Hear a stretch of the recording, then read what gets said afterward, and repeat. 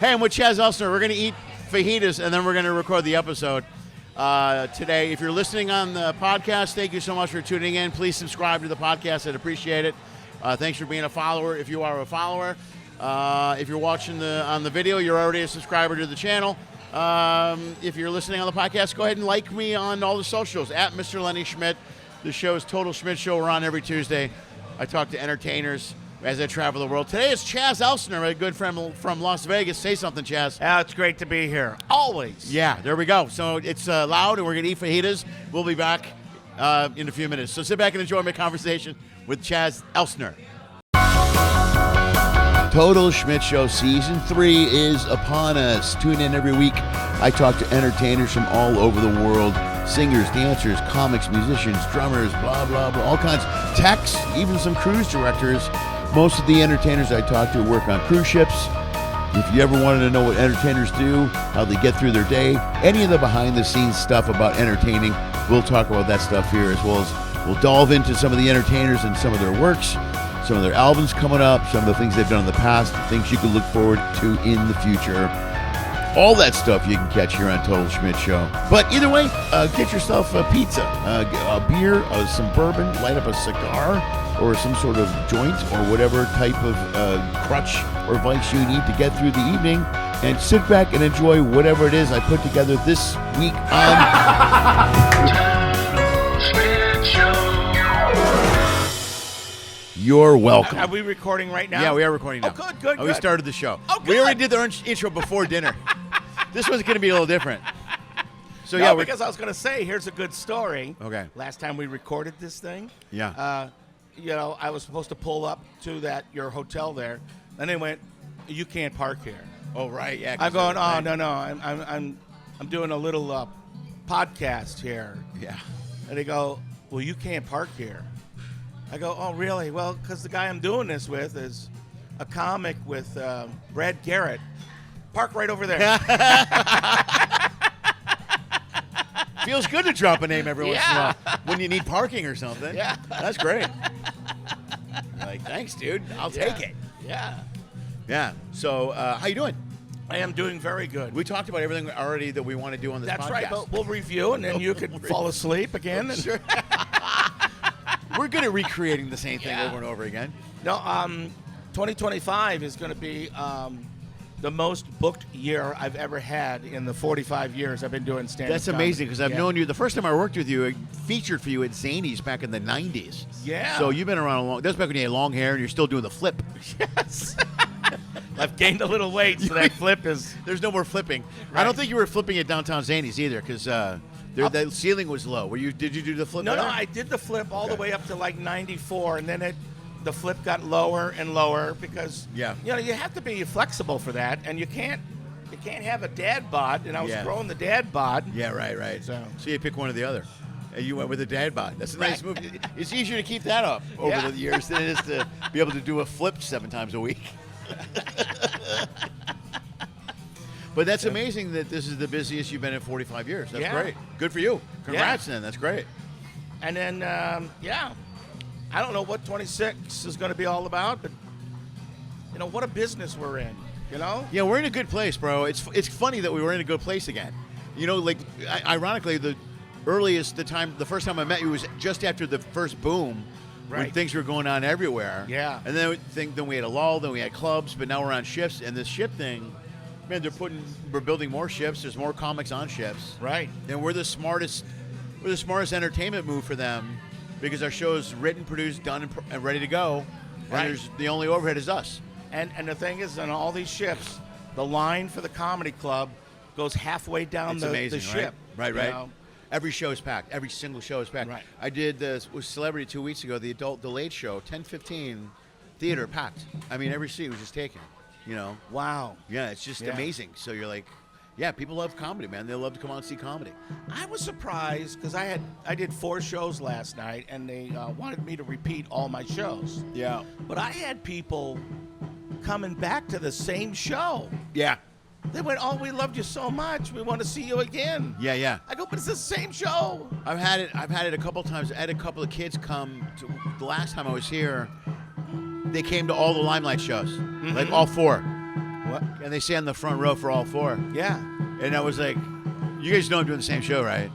And one of the shows, I changed. The third show, I think I did a whole different show. Right. And then the fourth show, I kind of mixed the two.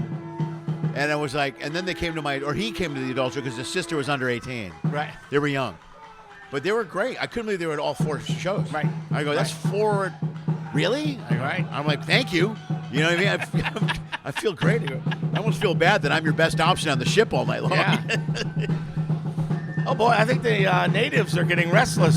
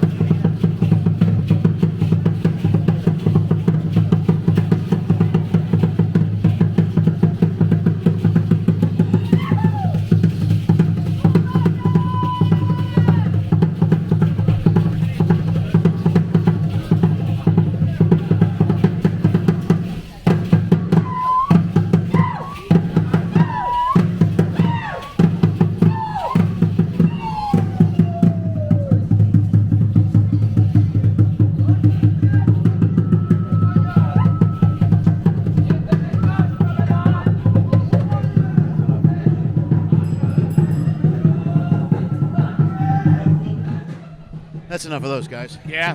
Yeah, I didn't realize they were doing encore. I've always wondered, out of all the places we go, whenever they do these dances, is that actually the dance handed down from generations? Or did they just go, you know what? We need something for the tourist. Let's throw it. What are we going to do? But I don't know the original. It doesn't matter. Right. Doesn't matter. They're doing dances you've seen on MTV now. Right. And then, in ancient times, they would pass the hat. They would. Out to the, yeah. Which is what they'll be doing here in a few minutes.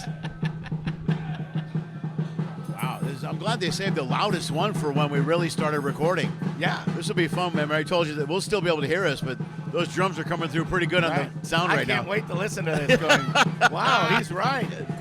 Those microphones are good. Yeah. So you're talking about doing your own podcast, man. Very close to what I'm doing. Which is kind of a behind the scenes or talking about comics and the specifics of going in and building a show. Yeah, mine is more about the business. Right. I'd like to do a podcast where you just go, hey, what did you do to get that? Because a lot of times, like you read a book and they go, chapter 1, blah, blah, blah, chapter 2. Now I'm doing 60 shows every month. Wait a minute. Yeah, it's like it's a pamphlet. Right. You know what I mean? It's 2 lines. And before you knew it, I was headlining in Vegas. And you're like, whoa! Go! Were there some steps in between? Yeah. Like, a lot of times I tell people, because, here I'm an unknown comedian, and all of a sudden I'm on tour with Gloria Estefan for 2 years. Jesus. Yeah. I think I'm allergic to this song. Yeah. And people, they go, how did you get that? Because that's really interesting. Yeah. I had an agent, William Morris Agency, all of a sudden discovered they don't have a stand-up comedy department. This is back in 1988, 89. Right.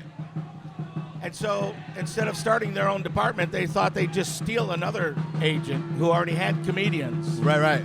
So they got my agent. All of a sudden, I went from my little agency, the William Morris. Right. He said, would you come with me? And I said, yes, as long as I'm opening for a band.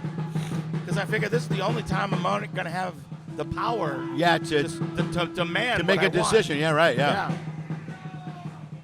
So he goes all around to all the agents who do musical acts, found out that Gloria Estefan was wanting an opening act. Yeah. So he sneaks my my tape in there. Gloria watched all of them and got it down to 3 comics. Okay. She couldn't make her decision which one. So she goes to her little 9-year-old son, says, you watch these 3, tell me which one you like. And he goes, I like that guy. Really? And that's how I got it. Dude, that's the greatest. Yeah. So those are the stories I thought, that would make a great podcast. Yeah, yeah. You know? Have you ever met that guy later in life? He's got to be an adult now. You should tell him. Yeah, that's great, dude. Like, hey, I don't know if you remember me. Yeah. But you changed my life. And then I opened for your mom. It's a whole different world. Yeah. Yeah, well, I love most podcasts. That's why I do this is I talk to comics and talk about traveling and doing stuff. But it's such a niche market now. Podcasts are a niche thing. There's podcasts that are really successful I've never heard of, you know? Right. Like it's about carburetors. Like I don't know anything about carburetors. But there's like, you know, a few thousand people that listen to this podcast every day. It's not like you don't have to be on NBC every week anymore and have millions of viewers. You got a few thousand podcast followers, and you know what I mean? Right. And then you're working, and you're making a little cash. Yeah, it is amazing. Just, you know, what on the internet takes off. I mean, and there is no formula. It's just all of a sudden someone liked it and told somebody else, and kaboom. Plus, it's the weirdest thing.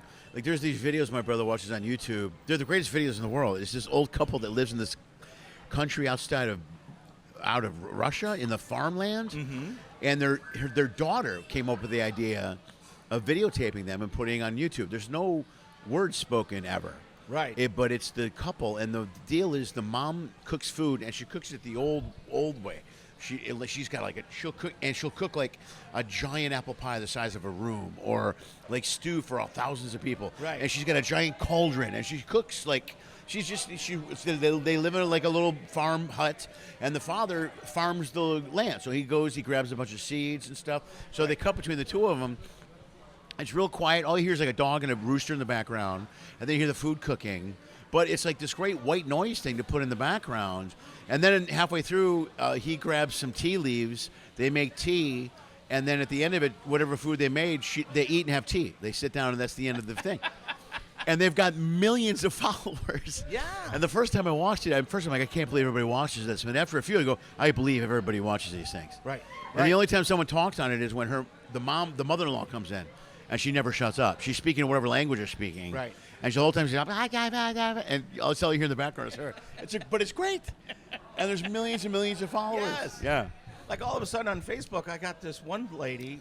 It's an Asian lady married to an American. And her English is not all that well. And he always says something to piss her off. And she's got like these wooden flip-flops. And the first one, she can kick it, and it hits him. And the other one, she can flip it up in the air. She grabs it and then throws it at him. Are you serious? Yeah, and that's the way it ends every time.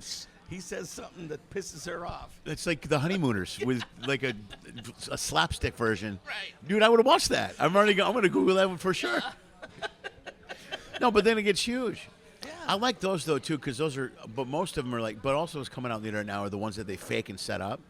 Like, if you've seen these, you know what's really popular is that these are annoying is they'll do a fake somebody being condescending or mean to someone that's poor. Right. And then at the end, it's the poor person turns out to be rich. Right. And but it's acted really bad, you know. Right, and it's always about, well, you didn't know you were being interviewed for this job. Well, I should be. I'm the president. No, I'm the owner of the company. Now you're fired. But they have dozens of these. But I get sucked into them like a car crash, and I watch these, and the acting is bad, and I'm watching it, and I go, I know it's going to happen. Why can't I turn this off? Right. Why do I keep watching this thing? Yeah. And then hours go by, and you're like, oh my God, I wasted my life watching. My whole life I did. I wasted all my internet on watching these horrible videos. I get the kick out of, you can rent in the inside of an airplane.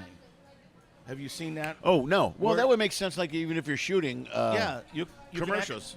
somebody builds an airplane with the airplane seat, the shell, overhead stuff, and then you can rent it. And I can always tell when someone is trying to film something. There's a ton of those. There's a ton of those. Yes, and you go, they're fake, and I can go, you can tell they're fake. Yeah. Because look how much leg room they have. Yeah. I didn't even think of that. Yeah. Yeah, there's always some great ones. There's always like a hot girl sits next to a guy. Yeah. You know, or a guy's rude to a passenger. Passenger's rude. What would you do if this happened to you? Right. You know what I mean? I can't believe it. Yeah, but such a market now. Everybody should make. Geez, remember it was a project to shoot that stuff? Yeah. You know what I mean? If you wanted to shoot anything, you needed a crew and a bunch of people. Now, man, you can rent you can shoot 100 of those in a weekend. Yeah. You know what I mean? Walk around, boom. Yeah, right. Yeah, you don't even need really the equipment. It's even better now. Right. Shit, they do some commercials that are shot like they're all cell phones now. You ever see those where the acting is purposely off center? Yeah. And they're a little confused. They talk over each other, and it's always on a phone. They pretend like so the commercials made it look like a TikTok video. Right. As weirdo, now the technology is going backwards to mirror the image of the technology that was created to mirror that image. Right. Yeah. And have you seen these ones where they've dubbed in screaming? A whole bunch of people screaming. No. And you go, that screaming is from something else. Right. That's not what's happening. Like there's a slight turbulence on an airplane. Yeah. And you hear, wah, wah. You know, like people running. Wah. Right. Well, they got to hire someone better to screen the videos. Yeah. You know, if you're gonna do at least put some work into the content. Right. Realize that there's not 4,000 people on the airplane. Right. So do you have mostly Carnival this year on the ship? Yeah, I have. It's all Carnival, but 2 club dates. The MGM in Vegas and the Ahern Hotel in Vegas. Okay. Yeah, and that, man, Carnival loves me, so I'm gonna go where I'm loved. Dude, on this ship alone, there's what, 10, 20, 30, 40 shows this week? Yeah. Roughly, for all the guests? And they're all packed. Yeah. I mean, I'm doing, what, 8, 9, 10, and the theater shows, and like you said, everybody goes to the shows. Plus, it's Carnival's hook now. It's kind of their whole thing. Right. Because when people go to see the shows, they go to see comedy. Or when they go to Carnival, they expect comedy. You know? Yeah. Yeah, we, what, I can't remember what's the wording. We've got good jobs for at least the next 10 years. Yeah. I thank God, because I should be dying right around then. I got if I planned it out well. Yeah, you planned it I out didn't right. plan retirement well, so I got to keep working. So if I continue just keep telling jokes till I'm 70, I think I'll be okay. Then I might be able to skate into my 80s. Right. Without working. Job security. That's the word I was. Yeah. And it's funny. It's like when I started out at 22. If you'd have told me I'd been doing cruise ships, I think at 22 I would have signed up right away. Right. But then 10 years in, I don't know if I would have signed up right away. You know what I mean? You think because it had such an image for a while, but now that dynamic has changed completely because there's so many great comics on these ships now. Yeah, the first ship I ever did was 1986. You know. Wow. And I was making really good money then. Yeah. But but back then there was no internet. There was no phone calls. I mean, I was gone for a whole week. Right. So I just and decided, gone means gone. Then you're completely out of touch. Yeah. And here I'd moved to L.A. to try to get acting. Yeah. Now you're gone. Right. And now you're gone. Yeah. So I just figured I'm going to put a hold on that. And then, comedy clubs started going downhill in the 90s. So all of a sudden, 2000, I started thinking, what else is out there? And it was the ships. Yeah. But at that time, everyone was still in tuxedos. Right. Yeah. Every night, every guy had to be in a jacket and tie. And then 2011 happened, and they started marketing to families or families small, and stuff. Right. And pretty soon the tuxedos were gone. Oh yeah, it's all gone now. Yeah. Unless you're on one of those lines. Right. Like I don't do any of those, the Seabourn or whatever the real high-end ones are. I know guys that do them. But I remember we would make a stop here in Cozumel, and like 2 beer trucks came up to the ship because the clientele had changed. Right. And they weren't used to that many beer drinkers. Right. Oh, yeah, so right. they had to refill beer every time we came into Mexico. Oh, that's funny. That's really funny.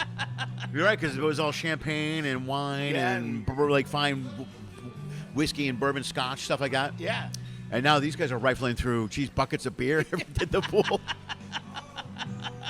Yeah, it's got to change your storage and everything. Yeah, yeah. It's so interesting how the dynamics changed. First of all, I've always was a big fan of carnivals. They kind of had a mission statement early on, which was every family should be able to afford a vacation. Right. And I like that vibe. Right. So that's why I like the crowd so much. Yeah. You know what I mean? They're great. I remember being a kid, but the idea that everyone should be able to afford a vacation is a great idea. That's why there's a million ships out here now. They're building more and they're getting bigger. I guess they're doing another XL, but they're also doing this double XL that I heard about. Yeah, there are 2 more XLs coming out, and then, I don't know whether there's a double XL or... Yeah, I heard there's a double XL, which has got to be the size of that. Have you ever seen that giant one that's out now? Was it the Enchantment of the Seas? Is that it, or is it the other one? The Oasis, yeah. Yeah, those... Dude, that's like 2 other ships put together. Those things are huge. Dude, they're ridiculous. Like when you see a big ship parked next to it, it's... Yeah, we're on the Jubilee, and I'll tell you what, there's times when you go, all right, I'd like to get some coffee. Yeah. But let's see, the way I have to do it is I got to go down 2 flights. Right. To go get a elevator to go up 13 floors. Yeah, you're like, I'm not going. And then I got to walk for a quarter of a mile. Right. Now I got my morning cup of coffee. Right. Well, I recently found out they sell coffee in the crew bar. Yeah. Yeah, so I'll go in there, which is just 2 decks below. Right. But I've also been in the situation where I'm hungry, and I go, I'll eat tomorrow. You know what I mean? It's like, it's such a long, I'm so lazy. Because there's a long, and at night there's only like one thing open or whatever. It's on the other side of the ship, and you're like, I don't want to get up and go down the stairs. I want to, yeah. Well, it's like you were saying, because we walked all the way here. Yeah. And my phone always says I did about 3.5, 4 miles, and your watch said 3 miles. Right. Yeah. But that was the walk. But then I looked at my my health meter again. Yeah. And it's 5.5, but that's all from my morning trying to get coffee. Oh. That's You walked an extra 2 miles. I didn't realize you put 2 miles in before I picked you up. Yeah. Right on. Well, God damn it. We fucking should have lost some weight today. Then we came here and ate a bunch of fajitas. That's all right. I try to always get anywhere from 6 to 10 miles a day in walking. That's smart. And I go, how am I still heavy? Yeah. I watch everything that I eat. I don't know, man. Like I told you, I'm doing this no sugar, no booze thing for a couple weeks. Right. I'm going to see how that works out. Because I do the fasting, and I go to the gym a lot. And I haven't gained any weight, but I've been the same weight for maybe 4 or 5 years. Right. And every year I go, this year I'm losing 20 pounds. And I feel good, I feel healthy, I feel great, but I can't seem to shed weight. And I don't get it. You know what I mean? So, so I'm going to try the no booze to see if that works. I'm going to try the kidnapping diet. Is that where you kidnap someone, or someone kidnaps you? Someone kidnaps you. Okay. Yeah, and then they don't feed you, but they don't feed you? Rice. The good thing about that is if you do lose weight, it takes 2 guys to kidnap you, but just 1 to drop you off.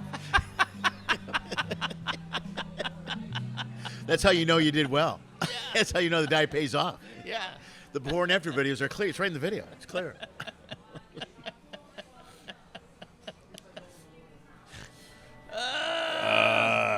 Yeah, this is a good day, man. It was nice. Yep. It was a good day. Nice walk to come down here. Yeah, when you first said that, I was like, oh, that's perfect. Yeah, I love Thirsty Cougar anyway, man. I come here. They were closed for a while because they were working on it. Right. And I used to do a lot more partying in Cozumel. And I just don't. I was in Ensenada last week, and I had a couple beers, but I had 2 shots of mezcal. Right. And it messed me up for 2 days. 2 days I felt like crap. And I couldn't believe it. I'm like, God, what happened to me? I used to drink like 4 or 5 of these and be fine. So I'm pretty sure it was the mezcal. Tequila lately has really messed me up. I tell you what, I am 30 years sober, and I remember all those days, and I do not miss them. Yeah, I don't blame you. Yeah. Well, the hangovers are the worst now. Oh, yeah. I mean, but I'll do scotch or whiskey when I watch football. Right. But even now, I'll drink way less than I used to. I used to drink all day. Now I time it. I have, like this last game, I had 1 scotch at halftime of the first game, and the other scotch at kickoff of the next game. And I go, bam, bam, it's perfect. That's all I need. And then at the end of the day, I drive home. Everything's fine. 2 drinks all day long. You know what I mean? I pace it, have a cigar with them or whatever. But I'll time the whole thing out. I feel like I am an old man. I've nailed it.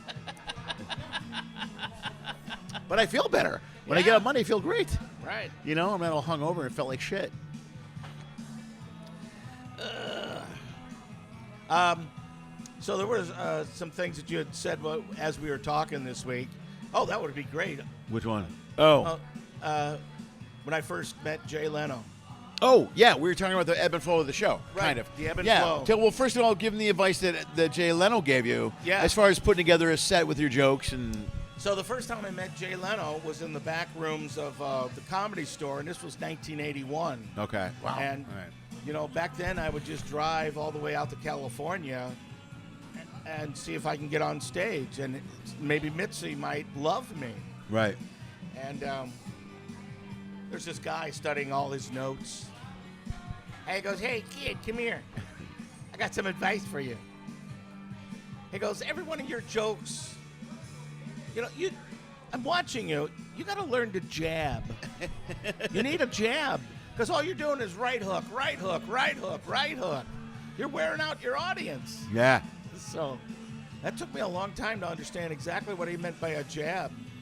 Well, it's funny you notice that, too, because that was a short set, probably, 10 minutes, 5 minutes, something like that? 5 minute set, yeah. Yeah, but it becomes much more significant when you're doing a 45-minute show. Like we talked, the leap from opener to middle, then middle to headliner, I think is the biggest leap. Right. Because I mentioned, I could go on for 30 minutes and just crush for 30 minutes. And the crowd's, that's a money spot. The crowds, they're ready to go. You got them all jacked up. I was real high energy. Right. But then when you go to headline, you can't do that for 45 minutes. You can't. Right. A human being's natural state is to kind of they got to have a breath.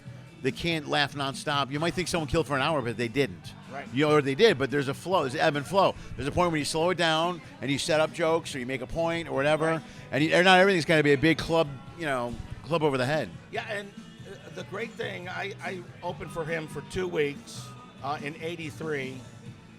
So it was a total of 20 shows. And, you could almost make a graph of what he was going to do, where his laughter was going to be. Right. And just before the end, he would come down, purposely come down, tell some slow jokes, and then shabang. Yeah. Just brought it. Just crush it, yeah. Yeah. Yeah, have a monster closer. You're right. Yeah, like I always say in here a lot, it's always about I try to open strong and close strong. Mm-hmm. And then right before that, like I mentioned coming here, about 20 minutes in, I'll do something newer or something with a different point of view or slow down, more wordy jokes. Right. And then go into something that's a tight close. Because I think that's important. And it's a while to learn that. And it's a while to learn that that's okay. Mm-hmm. Especially like in a theater scenario. Like when you're doing a theater, if you're doing 45 minutes in a theater, you get to that 30-minute mark, the crowd naturally takes a breath. Right. So even if you're going full speed, they're going to slow down. And then you're thinking, oh, I'm losing them. Right. But you're not. You got to slow down with them and kind of ride the pace and then bring them back with you to close out strong. But you have to do it. That's just the way a crowd watches the show. And the great thing is the crowd is always different. So it's constantly, you're thinking. Right. I have a friend who's a psychologist.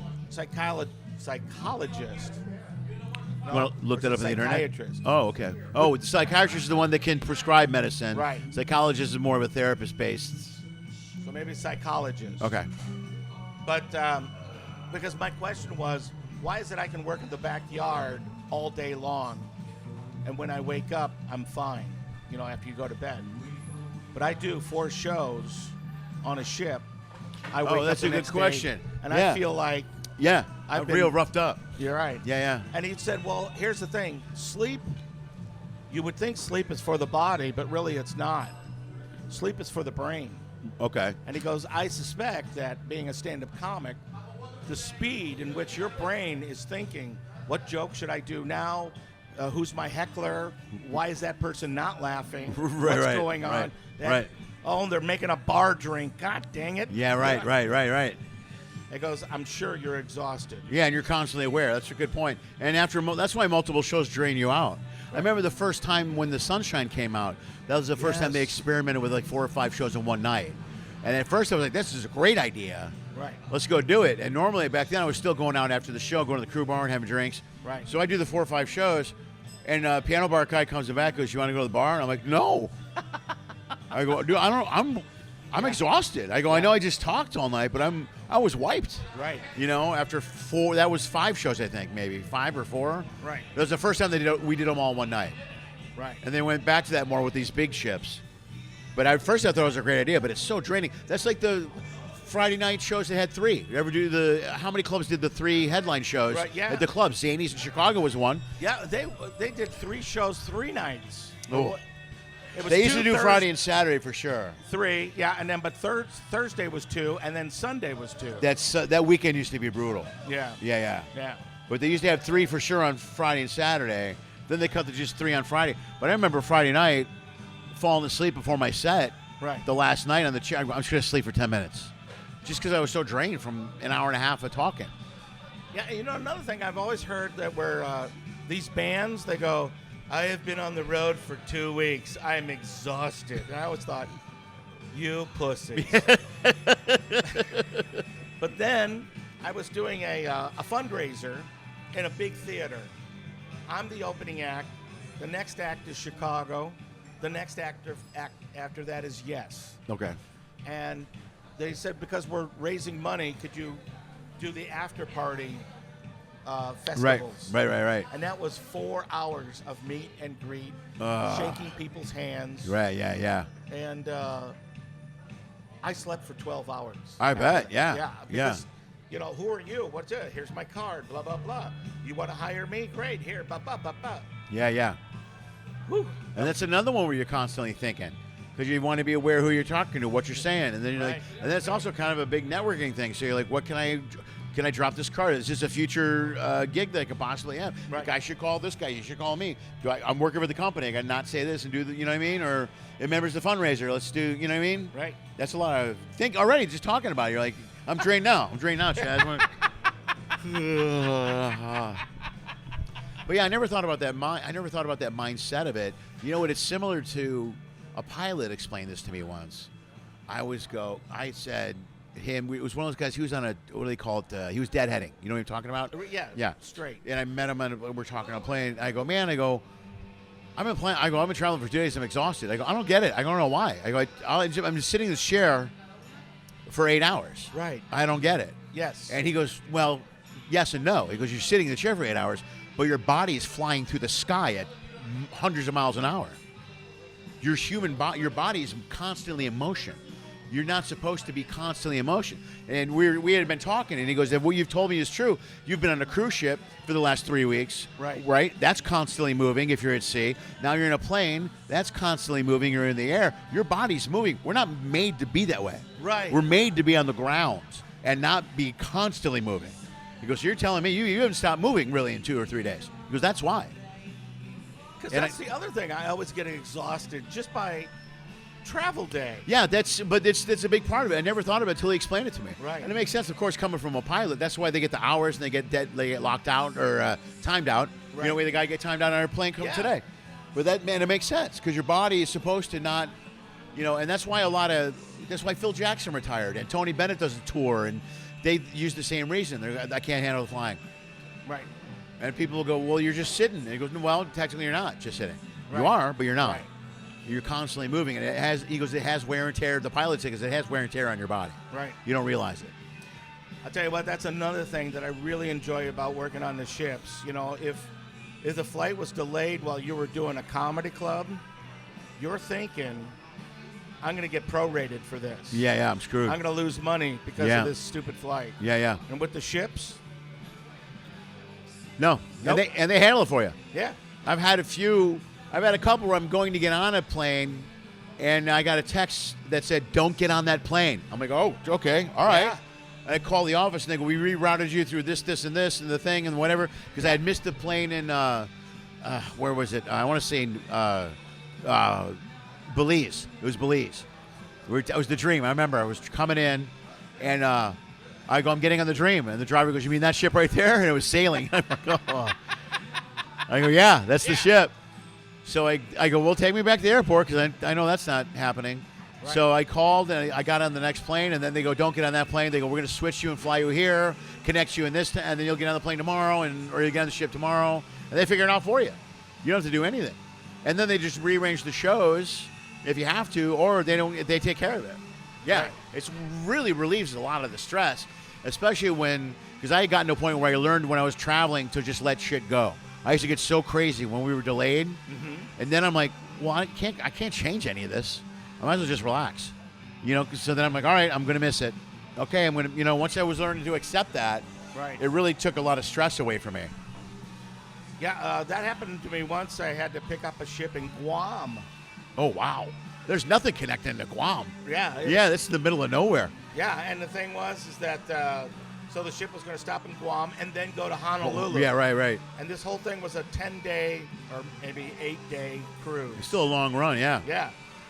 So I'm in line because group 3, and I'm in group 4. Yeah. I start getting ready. All of a sudden, ba-ding, ba-ding, and I pick up my phone. It goes, "Don't get on that plane." It's almost like a movie, too. We're Yeah. like, okay. Okay. It said, ship's not stopping in Guam. It's going to continue to Honolulu. You've got the next 8 days off. Have fun. Oh, no way. Yeah. So I was like, Did you stay in Guam? no. I was in Las Vegas. Okay. About to get on my plane. Oh, so you stayed home. Oh, Yeah. even better, you were home. I was home. Oh, yeah. how great So is I that? just got out of line, went to my Uber, went home. Oh, that's cool. I've had that similar thing happen twice where they called me up. Or I can't remember the situation, but they could cancel me. I got out and they go, okay, well, I guess you're off for the next 5 days. Right. I'm like, oh, thanks. Yeah. The only deal is you got to stay available. And I'm like, yeah, Right. fine, no problem. So, but then you're really off. You know, Right. because you're not trying to cover it. You're like, well, I'm going to go. I'm just getting home. I'm getting paid to stay home. Right. That's great. Yeah, and I had a whole bunch of fun. I was doing projects and everything, checking my phone. Yeah. Guess I'm not working. Yeah, I guess I'm good. Still not working. Yeah. Plus, you're getting shit done you wouldn't have got done. That's even better. Oh. Yeah. That's even better when you're home. Now you're getting home stuff done. Right. You know what I mean? Because I try to cram my home stuff into 2 days. I'm like, I got to hang the curtains and rotate the Christmas stuff and all the other stuff. That's good. That's a plus. Yeah. Dude, it's amazing the amount of traveling we do now with all this bouncing around. Right. You know, I'm like you. I travel about as much as you do. Where's your girlfriend? Your girl live? Is she in Vegas? Yes. Okay. So. Okay. That's cool. I'm seeing somebody now. She's a travel nurse. She's in West Virginia, Mm-hmm. but she's moving to Omaha. Right. So she's always traveling too. So she just cruises with me a lot. So, but I mean, in 3 days this week, I was in Ensenada. Then I was home. Then I flew. Then I was here, and it just happens in 2 or 3 days. People are like, you're home now, right? I go, no, I'm in Cozumel. Right. They're like, Jesus. Did you ever stop? But I try to bunch all my work together so I can have like weeks off in between or multiple days. Well, dude, this is great. I'm glad we were able to walk down here. This is a good idea. I love to shoot here. I love to record here. And the walk here was awesome. I got my exercise in, my steps, got my fajitas. Whatever you want to plug, hit the camera, man. Look right in the camera and plug whatever you got to plug. Oh, everything of mine is Chaz Comedy. Chaz is with an S. So Chaz Comedy, one word. Facebook, Chaz Comedy. Instagram, Chaz Comedy. And my website is chazcomedy.com. Perfect. There we go. Thank you, brother. All Appreciate right. it, man. Appreciate it. You're still watching? That's amazing. Nobody does that. Nobody, but you did. That means you want more. Pick one of these clips. Go for it. I dare you. Hey, also follow one of those social media thingies.